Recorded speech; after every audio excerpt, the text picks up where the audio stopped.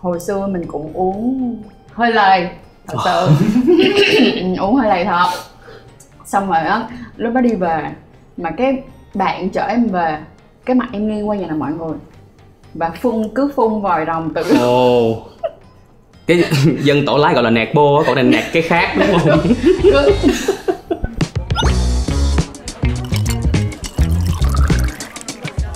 Chào mừng các bạn đã quay lại với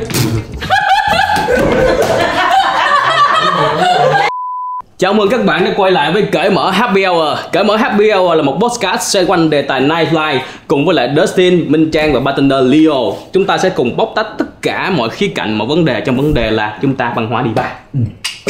Bên cạnh những ly cocktail hấp dẫn nữa chứ. Đúng rồi, oh yeah. Đùa thôi.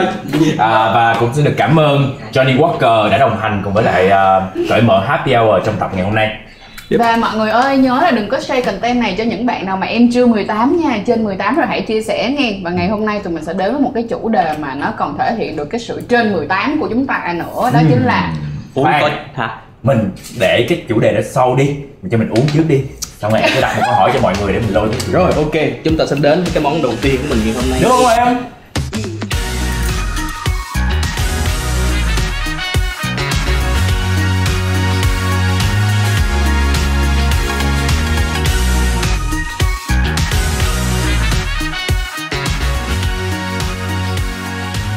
Thì các bạn có biết cái món Dirty Martini không?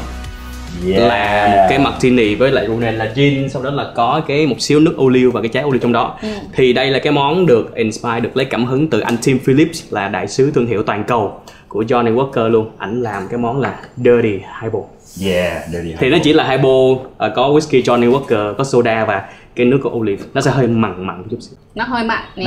Nó mặn đúng rồi. Tại sao người ta gọi là dirty anh? Thì tại vì nó dơ. Bởi vì là khi trong cái dry martini á thì nó chỉ là rượu thôi và nó hoàn toàn là nó trong suốt. Nhưng đến khi cái phiên bản dirty người ta có cái nước ô liu vô thì nó hơi đục, nó hơi có những cái ô liu, mảnh ô liu nó vỡ ra. Thì nó gọi là dirty. Nhưng mà nó ngon đúng không? Nó ngon. Trời ơi, nào so let's nó dirty nhưng nó ngon, mình sẽ nhớ cái này. Ôi em vẫn luôn thấy nha mọi người, cái gì mà nó dirty thì thường nó rất là ngon. Nhưng mà phải dirty đúng cách nha. Ngon quá anh. Nó mặn mòi. Nó mặn giống như là kiểu như anh nói dirty là phải đúng. Đúng rồi, dirty phải đúng cách mới ngon. Còn dirty sai á là kỳ lắm. Nhân tiện. Vậy thì mình thử hỏi mọi người nha. Theo mọi người cái ngưỡng khi mà đi uống á, cái ngưỡng ngừng của mình là khi nào? Là khi mình nhận biết được là mình chuẩn bị gãy, đúng không? Gọi là ngưỡng ngừng đúng không? Thì thật ra ngưỡng ngừng ở mỗi người khác nhau, tại vì chúng ta con người thì có người to, có người nhỏ, có người là giới tính khác nhau, thì cái khả năng tiêu thụ cái cồn nó sẽ khác nhau. Kỷ niệm nào để anh biết là như vậy là quá rồi, không có đi quá nữa? Kỷ niệm hả? Ai cũng sẽ có những cái lần tuổi trẻ mình bồng bột nông nổi đúng không? Thì anh nghĩ là cái lần nông nổi nhất của anh là nó dẫn tới tai nạn. Nên từ lúc đó là 21 tuổi thì từ đó về sau là uống rất là cầm chừng, rất là biết mình tới đâu. Hôm đó cũng kiểu hai bạn trẻ rồi thách đố nhau đó. Nó ghét nhau, thách đố nhau, xong rồi cuối cùng không có ông nội nào mà an toàn hết. Đây là đúng với câu là tuổi trẻ chưa trải sự đời ạ. Tấm chiếu hoàn toàn mới. Còn Trang, cái ngưỡng ngừng của em là gì? Kỷ niệm. Kỷ niệm hả? Đây là mình kể mọi người nghe, nhưng mà cái này nó cũng dùng rất là nhiều sự may mắn nha mọi người, và đừng làm như Trang. Thì hồi xưa mình cũng uống hơi lầy thật sự. Uống hơi lầy thật. Xong rồi á, lúc đó đi về mà cái bạn chở em về, cái mặt em nghiêng qua nhà là mọi người và cứ phun vòi rồng tự. Cái dân tổ lái gọi là nẹt bô á, còn này nẹt cái khác đúng không? Y chang như một cái ống xả vậy mọi người. Và sau khi mà bạn dừng xe xuống á, bạn phải nhờ anh gửi xe cõng em lên. Mà mới lúc mà bước xuống một cái á là em tưởng là em đứng được, nhưng em ngã ra đằng sau ngay lập tức luôn. Đó là những cái gì mà bạn em kể. Cái cảm nhận của em ngày hôm sau chỉ là người em rất là nhức khắp nơi luôn, và đầu của em có vài chỗ nó đau. Nhưng mà từ cái chuyện đó trở đi rồi thì không để cho bản thân của mình rơi vào tình trạng này nữa, tại vì không có thể nào mà hên mãi như vậy được đâu. Lỡ như lúc nào mà té trúng ngay cái cạnh mà nó quá là sharp đi, nó quá nhọn đi thì có khả năng là mình đi gặp ông bà lúc nào không biết. Cho nên thành ra là Còn tin là có 2 ngưỡng. Cái ngưỡng đầu tiên hồi tuổi trẻ là khiến cho mình ngưng uống khi lái xe luôn. Hồi nhỏ là lái xe máy, bạn bè học cấp 3 rủ họp lớp. Sau một năm đại học cấp 3 là đủ tuổi chưa? Là chưa đó. Bạn bè học cấp 3 nhưng mà là họp lớp. Sau một năm đại học thì đi cái gì đó, cái chỗ mà ở đường Thi Sách là cái gì? Apocalypse hả? Apocalypse. Uống shot. Quả lá hả? Chở nhau về nữa. Trời ơi, sáng dậy thấy mặt mình nguyên một cái cục đen trên mặt luôn. Là đi hôm sau là đi casting này nọ, đi quay này nọ, nguyên một cục. Một cái ngưỡng là không bao giờ lái xe nữa khi mình đi uống vậy. Dẹp hết đó, chỉ có đi xe công nghệ, xe ôm, sắp taxi, đi bộ, ai chở. Nhưng không bao giờ tự đi xe nữa. Ngưỡng thứ hai là lúc mà có được công việc đầu tiên của một cái kênh truyền hình. Mọi người tổ chức sinh nhật cho mình và hôm đó mình uống tới mức mà mình bỏ hết điện thoại của mọi người trong quần lót mà không cho ai về hết. Trời đất ơi. Wow. Quá sức là quậy luôn. Cái đó là đưa đi đó. Đưa đi. Đó. Sau đó thì em đã học được những bài học đó mà không bao giờ để cho mình tới 2 cái ngưỡng đó nữa. Ôi sẵn cái chuyện này thì cho em kể luôn nha. Đã lỡ xấu mặt thì cho xấu luôn. Cũng là cái vụ điện thoại giống như vậy. Mà em ngớ ngẩn lắm mọi người, em không có ngực mà. Cho nên là đó. Gì? Lúc đó em đi. Em nói gì em không có ngực? Em nói là lúc đó em đi em mặc một cái áo thể thao. Tại em mới vừa đi tập về và sau đó em đi gặp bạn của em. Và khi em uống em bỏ điện thoại vô bên trong. Cái xong rồi lúc em say rồi đó, em đâu có biết gì đâu mọi người, em khóc, em nói trời điện thoại em đâu mất tiêu rồi, tất cả mọi thứ là kiểu công viên để nổi trong đi thì mình nói cái xong về vừa khóc vừa nói anh ơi em bị mất điện thoại rồi, cái là ngồi sửa password này nọ ra, xong khóc một trận rồi đi ra tháo cái áo ra, cái điện thoại nó rớt ra mọi người. Ủa nó còn pin không? Không biết, không ai gọi cái điện thoại đó để coi nó có rung hay không luôn. Nhưng nó không còn pin ha. Giờ chắc là hết pin xong rồi tắt ngóm luôn rồi. Xong lúc đó lại gọi không được, mình nghĩ là chết rồi, Alex điện thoại của tôi và đã tắt nguồn kiểu vậy. Trời ơi, giấu kỹ gì luôn. Bởi vậy xong á là sợ lắm luôn á, từ đó trở đi là kiểu thôi. Đó. Như vậy là đúng rồi, như vậy là cả ba chúng ta đều có những cái tuổi trẻ bồng bột và có những lúc chúng ta không lượng sức mình, đúng không? Cho nên bây giờ chúng ta mới phải học lại 4 chữ uống có trách nhiệm. Chính xác. Đó, học là từ đầu. Trách nhiệm. Đúng, và đó cũng là chủ đề của Cởi Mở Happy Hour ngày hôm nay. Vậy thì mình vô ngay luôn một cái lời đồn đầu tiên. Đó là rượu mời mà mình không uống là không có nể. Mọi người đồng ý hay đồng ý? Em nghĩ là cái đó nó hơi xưa rồi. Xưa quá hả? Đúng, thì xưa. Tại vì hồi xưa thấy ba mình thấy chú mình thì đúng là hay bị nói cái câu là anh mà anh không uống với tôi là anh không có nể tôi. Và sau đó là thấy là cái là cũng phải cắn răng để mà uống. Nhưng mà hồi xưa nhỏ là mình thấy như vậy, cái đến lớn mình cũng copy y chang vậy luôn. Mình cũng copy ba mình, chú mình như thế. Nhưng mà đến một lúc cái mình thấy là cái chuyện nó rất là dở hơi cắm lợn mọi người ạ. Nó không có thể hiện được rằng là mình không có tôn trọng người ta, mà cái này là mình đang không tôn trọng mình nếu như mà mình thật sự không có thể uống được nhiều. Uống nửa ly thôi cũng được, không uống rồi cũng không có nể. Nửa ly nhấp môi thôi con, nhấp môi. Không được luôn. Nếu như ngày hôm đó đã quyết định không uống rồi thì có cái nhấp môi cũng không uống. Tại vì một cái nhấp môi thì nó sẽ có thêm 10 cái nhấp môi khác nữa. Và sau đó rất nhấp môi, cái nhấp môi khác nè. Cho nên nó sẽ rất là ảnh hưởng luôn. Mà giả sử nhất là như nha, khi mà đi về ăn đám giỗ. Khi giờ đi ăn đám giỗ nha, mà là em là con gái là em còn ít á. Có những cái lúc mà cứ bắt ba uống á, mà tại ba em lớn tuổi rồi, để ba uống nhiều không có tốt. Em tức quá em đi ra, bây giờ uống con uống là ba con khỏi uống, con uống với mấy chú uống. Sao từ đó trở thành một chàng bây giờ luôn. Anh thấy trong cái văn hóa chiêu đãi với cái văn hóa tiệc tùng của người Việt Nam mình thì cái chuyện mà không nể nhau, không uống là không nể nhau, nó ăn quá sâu rồi. Đúng rồi. Nhưng mà bản thân anh thì hoàn toàn không đồng ý với chuyện đó. Anh đã cũng giống như Trang đó, đám dỗ và mình về thì mình kiểu vai con vai cháu trong gia đình, trong cái họ hàng thì rất là nhiều những người lớn hơn mình gọi là ép nhau uống. Và lúc đó anh quyết định luôn, đến khi mà mình quyết định là thôi, sức khỏe của mình, cái lục phủ ngũ tạng là của mình. Đúng. Bây giờ mất lòng các chú các bác thôi cũng không sao. Thì anh từ chối thẳng luôn. Bị giận chứ, bị giận nhưng mà chịu thôi.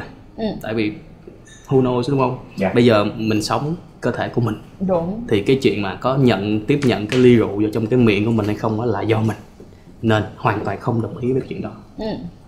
Thực ra thì theo Tiên nghĩ là mình có thể cầm cái ly nhấp môi cũng được, nhưng uống thêm nước vô thì mình không cần phải finish cái ly đó. Mình vẫn cầm cái ly đó đi khắp nơi để mình thể hiện là mình tôn trọng thôi. Mỗi lần uống một nhấp môi và trong suốt một đêm là chỉ uống đúng một ly thôi. Thì sao? Như vậy thì cũng được đi, nhưng mà sẽ có một số người được voi đòi hai bà chân, mọi người hiểu không? Tức nghĩa là họ sẽ bắt đầu trách móc tiếp là uống một ly thôi, sao uống có một ly thôi, uống ly thôi là không có được. Uống đó. Rồi nhất là những cái người nào mà nó sẽ nó liên lụy luôn đến cái tabu thứ hai mà tụi mình sẽ nhắc tới, đó chính là con trai con đứa gì, đàn ông con trai gì mà uống có tí xíu như con gái. Mọi người đã từng bao giờ gặp chuyện này chưa? Có, thì hồi nhỏ thì mấy bạn của bà là hay thích mấy câu đó lắm. Thằng này trai gái uống uống được không? Trời ơi, gì mà con trai mà không biết uống. Là những cái câu mà mình nghe kiểu làm đi lại luôn á, như là có một cái câu Hán Việt đó cũng văn hóa người Việt mình lâu lắm rồi, đó là nam vô tử như kỳ vô phong đó. Con trai mà không uống rượu giống như lá cờ không có gió vậy đó. Đó thì nó cũng nặng nề trong cái việc đó lắm. Câu đó không đồng ý. Thứ nhất, con gái có những đứa uống còn ghê gớm hơn. Cái tủ lượng của mỗi người là do cơ thể của mỗi người. Đúng rồi. Không quan trọng là giới tính. Đúng. Và sở thích của mỗi người thích uống cái gì chứ. Bây giờ mấy bạn nào mà đang ở Sài Gòn phải không? Đi lên liền khu Tây Bắc cho tôi. Không tin hả, lên Tây Bắc uống với con gái Tây Bắc đi. Chỉ có mấy bạn lết thôi chứ con gái người ta vẫn tỉnh như chưa có chuyện gì xảy ra. Đó, nó không còn nằm vấn đề giới tính nữa. Thật sự. Rồi lần thứ ba, đây, nã vô mấy con gái. Đồ nè. sao? Đồ mà con gái uống nhiều là gái hư.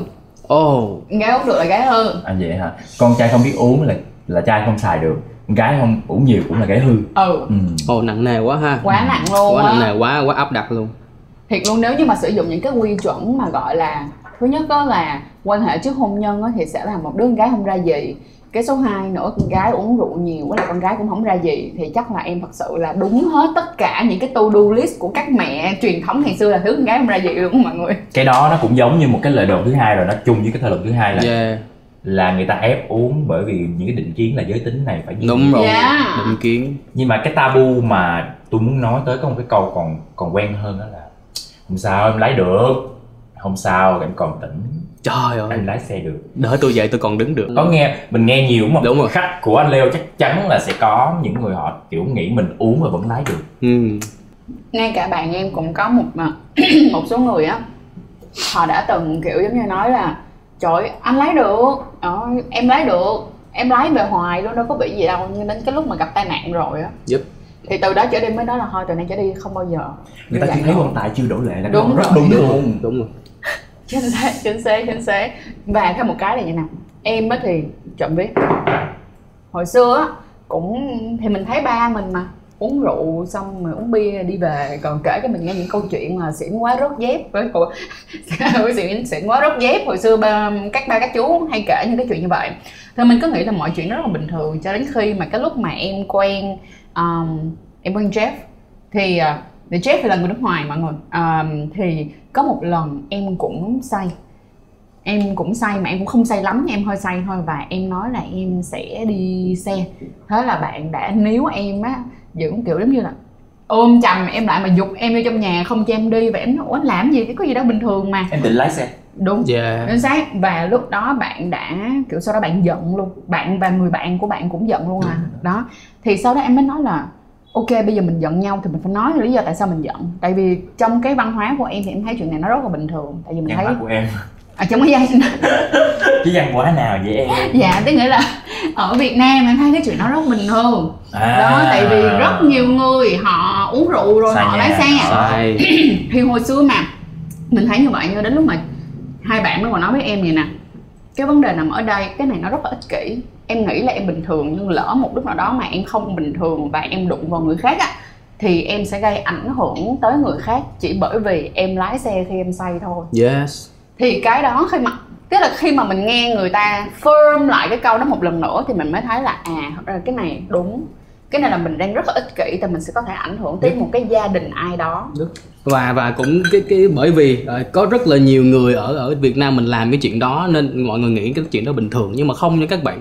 Có những chuyện dù là số đông họ làm nhưng mà chuyện đó nó không đúng thì nó vẫn là không đúng. Đó là cái chuyện mà uống và lái xe là chuyện hoàn toàn không đúng.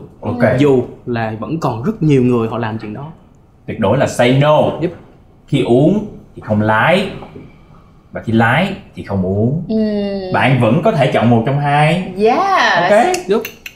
Như là Johnny Walker có cái câu slogan là keep walking, cứ đi bộ thôi. Đi bộ xong rồi cứ đi bộ thôi. Đi bộ bắt taxi, đi bộ bắt xe ôm là được hết. Mà ngay cả khi mà các bạn đi bộ nó cũng sẽ giúp cho các bạn đỡ say hơn rất là nhiều. Chốt lại, chúng ta có 3 chủ đề rồi. Chúng ta có 3 cái lời đồn. Thứ nhất là uống tôi chọn uống rượu là lựa chọn của tôi, uống nhiều hết cũng là lựa chọn của tôi. Và nó không liên quan đến giới tính của tôi.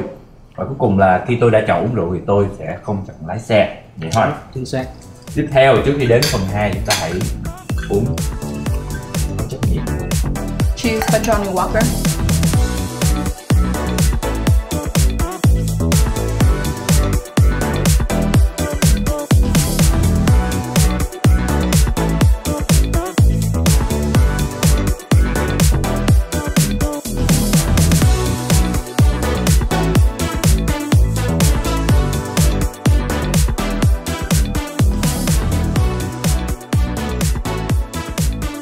Ok, đến cái phần thứ 2 này thì anh sẽ giới thiệu cho Trang và Dustin một cái món.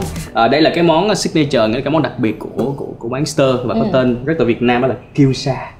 Trời ơi, Kyusha. cái tên nghe hấp dễ sợ. Đây là một cái món twist ra từ cái món cổ điển classic là Rob Roy. Thì Rob Roy sẽ có là Scotch whisky với lại cái sweet vermouth. Vermouth là một cái loại rượu mà từ rượu vang và cường hóa lên, tăng nồng độ cồn lên.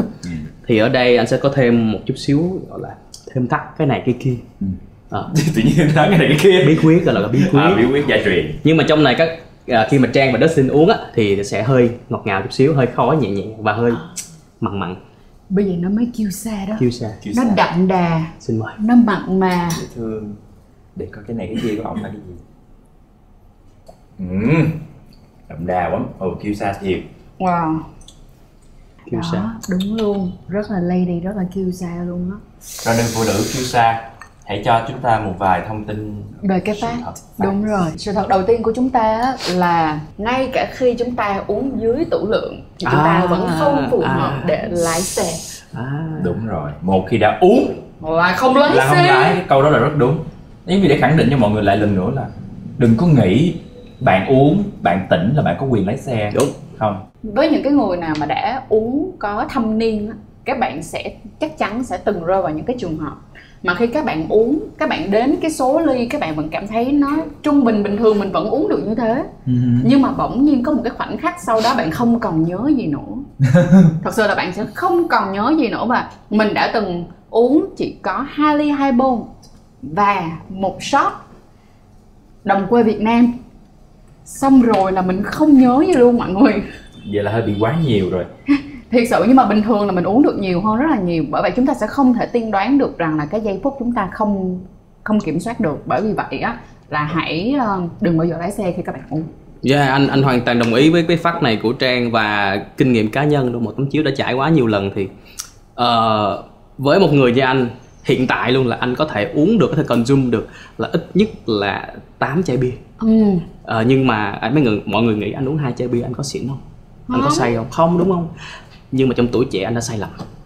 Anh đã sai lầm. Anh đã từng uống chỉ có 2 lon bia thôi. Và anh cũng tự tin là mình lái xe được. Và kết quả là anh không có về nhà anh, mà anh về nhà bạn anh. Nó rất là kỳ luôn á. Anh qua thẳng nhà bạn anh và sáng hôm sau anh tỉnh dậy, anh mới thấy là mình không có mặc đồ của mình mặc đồ của bạn mình. Thằng bạn nha. Và bạn cấp 3. Nếu mà mấy bạn ơi, Phúc ơi, bạn mà có nghe câu này, cái câu chuyện này thì là bạn đó thì tội nghiệp lắm. Bạn anh nó phải ôm gói ra ngoài ngủ, tại hai đàn ông với nhau mà anh không có biết cái gì nữa hết. Xong sáng hôm sau bạn anh mới kể là Đức Anh, hôm qua mày làm gì vậy? Cái này hôm qua tao làm gì? Mày chạy thẳng từ cái chỗ uống mày về tới nhà tao, xong mày vô phòng tao mày tự thay đồ luôn. Ôi, anh tưởng đó là nhà anh. Đúng. Mà tại vì người bạn đó quá thân thiết nên cái chuyện qua nhà nhau là bình thường. Và đó anh hoàn toàn gọi một cái từ dễ hiểu nhất là mất trí nhớ luôn. Tức là khi anh vô ý thức anh lại quyết định chọn về nhà bạn anh chứ không phải anh. Đúng rồi. 2 chai 2 lon. Dù chỉ có 2 lon bia thôi, nó là ở dưới ngưỡng cái ngưỡng chịu đựng của anh quá ít luôn đó. Thì các bạn qua từ câu chuyện đó, còn thêm nữa là khi các bạn mà tiêu thụ rượu bia nó sẽ ảnh hưởng hành vi của các bạn. Là sao? Là chỉ cần mình có một chút xíu rượu bia trong người, mình rất là dễ nóng nảy. Nóng nảy, ví dụ cọ quẹt xe một chút xíu là dễ bốc đồng lắm. Rất là bốc đồng, rất là khó kiềm chế những cái vũ lực. Rất là nên không phải là cứ tủ lượng mình cao mình uống ít là mình được quyền lái xe đâu. Chính xác. Cứ uống rượu bia là đừng có lái xe giùm anh. Đúng rồi, và ngay cả khi mà các bạn uống rượu bia vào, nó có một vấn đề nữa là nó sẽ đẩy cảm xúc của các bạn đi rất là xa. Hoặc là ví dụ như có những cái cảm xúc bên trong của các bạn đang cố gắng giấu kín hoặc chưa dám đối mặt á, thì khi mà các bạn uống, các bạn sẽ một cách vô thức các bạn sẽ gợi lại những cái cảm xúc đó. Cho nên thành ra nó mới có một số người á là kiểu giống như là angry drunker, là kiểu lúc rất là giận dữ khi mà họ uống đó. Cho nên là phải thật là có trách nhiệm trong việc uống nha mọi người. Cuộc sống của các bạn, cuộc sống của chúng ta có rất là nhiều áp lực và có rất là nhiều cái con người, cái mặt nạ mà chúng ta giấu sâu bên trong. Và rượu bia nó sẽ một cách vô tình nó sẽ bộc lộ ra những cái đó mà bạn không hề để ý tới. Vậy cho em hỏi nha, là một người bán các loại thức uống có cồn thì trên những cái chai mà rượu có bao giờ người ta có dòng chữ nào để warning, để cảnh cáo người uống là ok như thế nào là đủ không? Có 2 cái sự thật đó là Diageo bọn anh và tất cả những cái nhãn hiệu rượu, chẳng hạn như hôm nay là Johnny Walker, thì phía sau sẽ luôn có một cái trang web là drinkiq.com, và ở trong cái trang web đó họ sẽ có quy định theo một cái nghiên cứu cực kỳ khoa học luôn. Ví dụ ở châu Á thì đối với đàn ông các bạn chỉ nên tiêu thụ 2 unit rượu, mình sẽ tạm gọi là 2 shot, và với phụ nữ sẽ là 1 unit rượu. Thì đó là cái ngưỡng mà gọi là chấp nhận được để chúng ta tỉnh táo, nhưng mà vẫn không được lái xe. Và họ sẽ luôn có những cái logo, những cái icon nhỏ là không lái xe nè, trên 18 tuổi nè, và phụ nữ mang thai. Bên cạnh đó thì đối với Việt Nam, ở Johnny Walker ở Việt Nam thì trong 2 năm gần nhất là Johnny Walker đã chạy những cái campaign chương trình cho giới trẻ và cho những người thường xuyên sử dụng rượu bia. Đó là cái dự án, cái project là đã uống rượu bia thì không lái xe. Thì cái dự án đó được tham gia bởi hơn 68 triệu người và với 3,2 triệu lượt tương tác. Ở Việt Nam thôi. Ở Việt Nam thôi đó. Cái campaign đó Dustin cũng có tham gia để trò chuyện và dẫn chương trình để đem đến mọi người những kiến thức về việc uống có trách nhiệm. Thì Dustin rất là thích và khâm phục Johnny Walker hay là nhà Diageo ở Việt Nam nè. Họ làm rất là chỉnh chu và mọi người quan tâm đến việc không chỉ là uống rượu ngon mà là uống có trách nhiệm nữa. Nó 2 cái khác nhau. Đi ngay vào một cái vấn đề mang tính chất gọi là thời gian, lịch sử và văn hóa của người Việt, đó là hay lái xe và uống. Nay là chúng ta đã có những cái campaign để cho chúng ta thấy là cái chuyện không có gì để phải lo cả. Với lại một cái chuyện nữa là lái xe thì có được cái gì không? Lái xe có được cái gì đâu, đúng không? Anh sẽ nói một cái vấn đề nó hơi về kinh tế, hơi nhạy cảm chút xíu, nhưng mà sẽ có rất là nhiều người họ nghĩ rằng cái chuyện đi taxi hay là đi Grab, đi xe công nghệ nó tốn tiền. Nhưng mà các bạn ơi, một số tiền đó nó là quá rẻ để mà bảo vệ tính mạng và sự an toàn của các bạn. Có tiền đi uống rượu mà tiết kiệm tiền là đi xe công nghệ là hơi giận nha. Mà cái đó là cái xu hướng tiêu dùng của người Việt mình luôn đó, là họ sẵn sàng bỏ một số tiền lớn ra cho những cái mà họ thích. Nhưng mà họ lại có xu hướng tiết kiệm những cái khoản nhỏ hơn. Đó, thì uống rượu 3 triệu 4 triệu không thành vấn đề, nhưng mà cái chuyện đi taxi á, họ lại nói ôi đi từ đây về nhà tao xa lắm. Vậy thì mình để dành những cái đó cho cái phần tips mà Dustin rất là muốn chia sẻ. Mỗi người chúng ta có những cái trải nghiệm cá nhân mà muốn chia sẻ với mọi người về việc uống trách nhiệm, đúng không? Cheers. Trách nhiệm đợt 2. Cái này ngon anh ạ. Bây giờ trách nhiệm đợt 3 dựa trên những cái người mà họ giống như là anh Leo là có sở hữu một cái quán bar, thì liệu là quán bar có làm gì để cho cái việc mà người uống ở đây họ có trách nhiệm hơn hay không nếu họ lỡ quên? Nếu mà các bạn mà làm fan của anime hay là manga của Nhật Bản á, thì đã từ lâu rồi là có một cái bộ anime hay là bộ truyện tranh manga của Nhật có tên là Bartender. Thì ở trong đó có một cái câu thoại mà nó rất là bay bổng, đó là bartender, người pha chế, là cái người giữ cửa địa ngục. Giữ cửa địa ngục. Bạn đó sẽ là người quyết định là cho bạn một cái trải nghiệm tốt hay là cho bạn một cái trải nghiệm không tốt. Đúng rồi, cho bạn một cái trải nghiệm không tốt thì hãy chọn mình là một thiên thần đi. Tại vì anh sẽ luôn nói với các bạn bartender ở đây là mình đừng có ép người ta uống. Bởi vì anh đúng là doanh số thì quan trọng, nhưng mà sức khỏe con người, và khi mà họ khỏe họ sẽ quay lại nhiều hơn. Thì luôn luôn khi mà khách đến đây sẽ đều hỏi là anh chị có đi xe không? Nếu đi xe thì mình nên gửi xe ở đây. Ở đây có nhận gửi xe qua đêm. Mình bắt taxi về thì ngày mai em sẽ hỗ trợ lấy xe cho anh chị. Đó, kiểu như vậy. Thì đó là trách nhiệm của người bán. Mọi người ở đây là lần đầu tiên trong cái round thứ 2 thôi mà tôi được uống cái ly mà mọi người sẽ thấy là Trang bình thường uống rất nhanh, mà bây giờ là kiểu uống hơi bị chậm, là cái sự kiêu sa này nó hơi mặn mà. Ngon mà.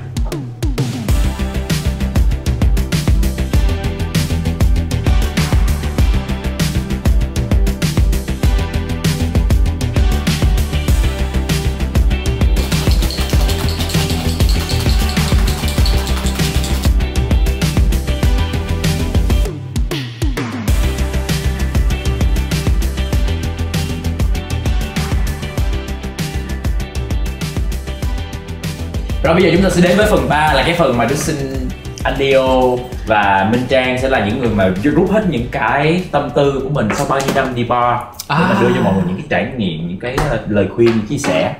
Và trước khi vô thì cũng phải là nước trước. Chính xác. Đúng rồi em. Đi bar mình là chủ đề là văn hóa đi bar mà, đi bar vô phải gọi nước trước. Dạ đúng. Ok, xin mời các bạn một cái ly nó chua chua ngọt ngọt ha, dễ thương. Ly này là tên một cái twist từ một cái món cũng gọi là hơi classic thôi, tại vì nó được phát minh năm 2005, tên là penicillin. Tên của một loại thuốc kháng sinh đó. Thì trong này cái thành phần chính sẽ là rượu whisky. Em tưởng penicillin chứ. Penicillin tên là vậy luôn. Thì ý là em tưởng là thành phần chính là penicillin. Kháng sinh. Trong này sẽ có cái rượu nền chính là cái whisky, thì anh dùng Johnny Walker, có nước chanh và có cái mật ong với lại chút xíu gừng. Tới luôn. Em nghĩ là em uống xong cái này thì đề kháng em sẽ rất là mạnh. Dạ. Cảm ơn anh. Trời ơi, không những là được đi uống mà còn được chăm sóc về sức khỏe nữa. Wow, anh hôm nay anh có cái twist gì bởi vì chủ đề của ngày hôm nay mà anh quyết định sắp xếp các ly nó khác nhau một tí không? Tại vì bình thường là cái round cuối cùng của mình sẽ luôn luôn là cái round nặng nhất. Nhưng có vẻ hôm nay round thứ 2 mới là cái round nặng nhất. Đúng rồi. Thì hồi nãy ở cái phần 2 mình mới nói là bartender là cái người giữ cửa thiên đàng địa ngục gì đó, đúng không? Trong một cái chuyện manga của Nhật Bản. Thì cái chuyện là cái người bartender đó họ muốn khách hàng của mình ra về thì họ sẽ quyết định được là cái ly thứ 2, ly thứ 3 là cái gì. Anh không muốn tụi em ra về. Bởi vì hôm nay là trách nhiệm, uống có trách nhiệm thì anh cũng muốn mọi người uống vẫn vui nhưng mà tỉnh táo và ra về. Và dĩ nhiên là đi bộ đi về nha. Yes. Đi bộ về, keep walking.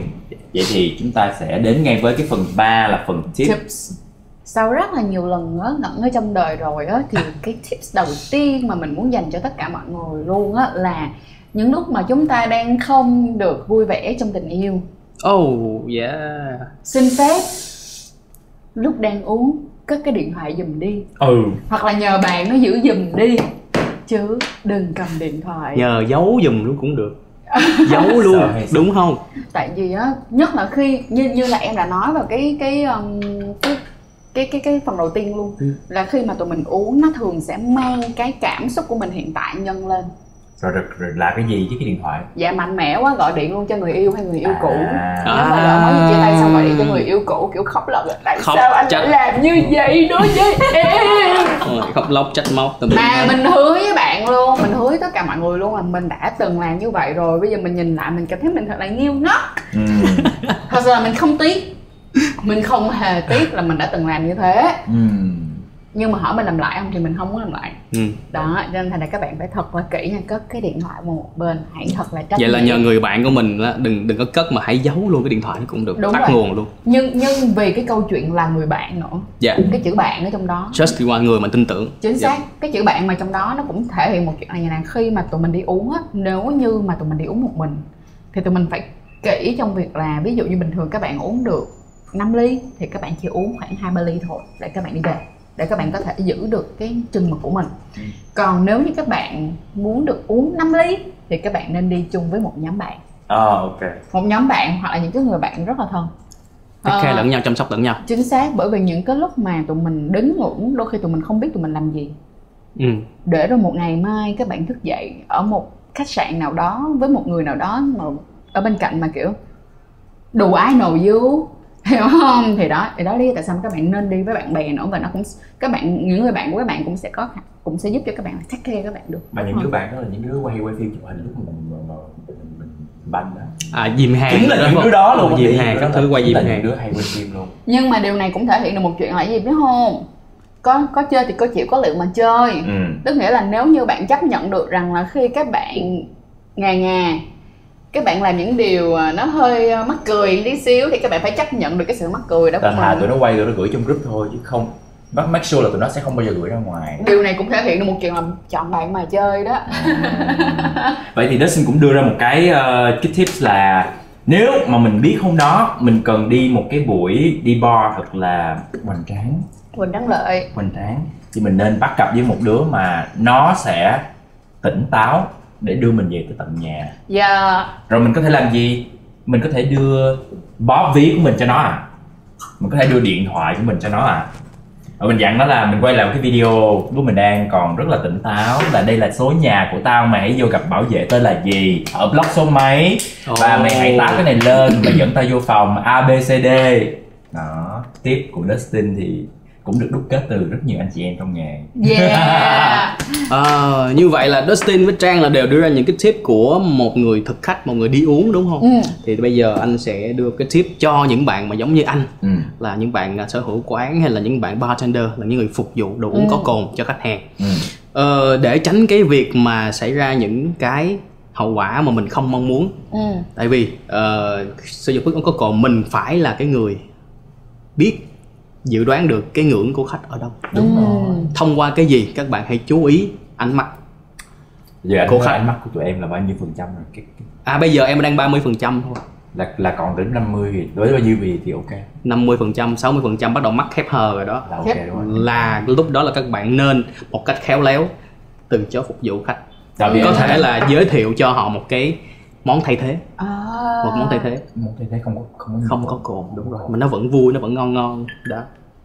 Tiếp theo, một cái tip nữa đó xin nhận ra được là chúng ta hay quên uống nước lọc khi đi bar. Và các bạn hãy cố gắng một ly cocktail hay một ly rượu, một ly nước lọc. Vậy đi.